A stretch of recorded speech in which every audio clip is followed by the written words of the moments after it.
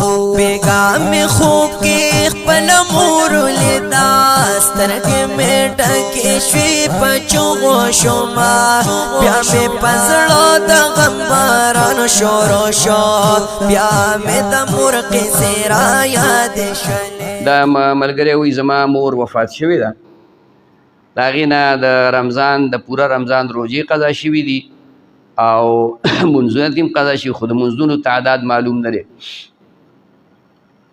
دې کې یو مسله ده،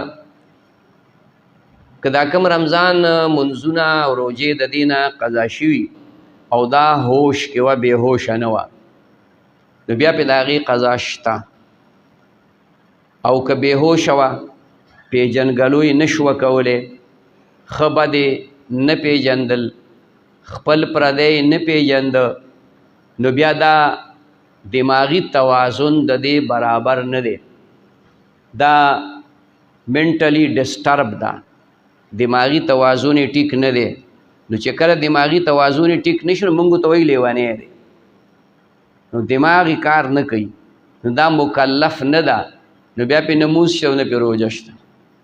او که د دې دماغي توازن ټیکو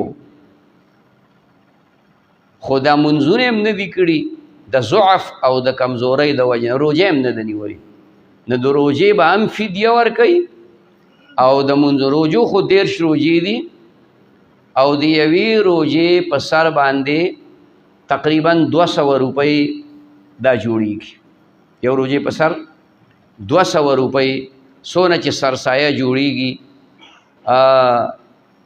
200 روپۍ تقریبا، نو دا به د یوې روژې په سر ورکوي. 13 روژې دي، نو څو ته جوړې شوې؟ 600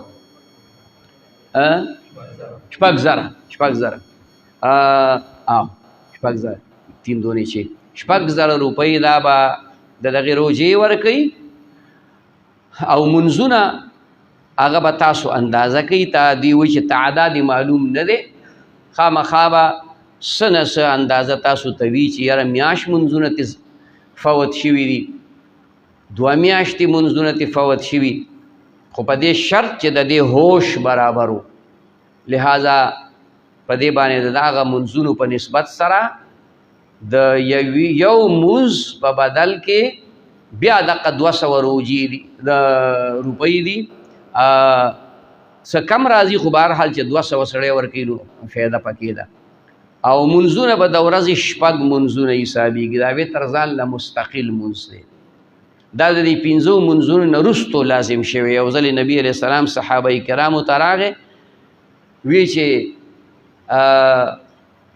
الله پاک تاسو ته یو بل منځ زیاتي راولېږو چې هغه وتر دی، د هغې وضاحت یې ورته وکړه. مطلب دا وتر ځان له مستن 6 منځونه به د ورځې حسابېږي، چې چکه 36 6 منځونه چې دونه 1800 روپۍ چې کوم دی هغه د یوې ورځې.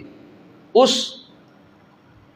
د ملګري یو نقطه لیکلې ده چې زه ډېر غریب یم، وس مې نه کېږي، نو اول خو دا ده چې لږې لږې ورکوه، که څه لږ ډېر وس دې کېږي، که دغه نه نو بیا د هغې دپاره دا ترتیب وکړه چې څومره پیسې دې وس کېږي هغه راواخله، او هغې دپاره فقیران محتاجان کېنوه او حیله پې وکړه.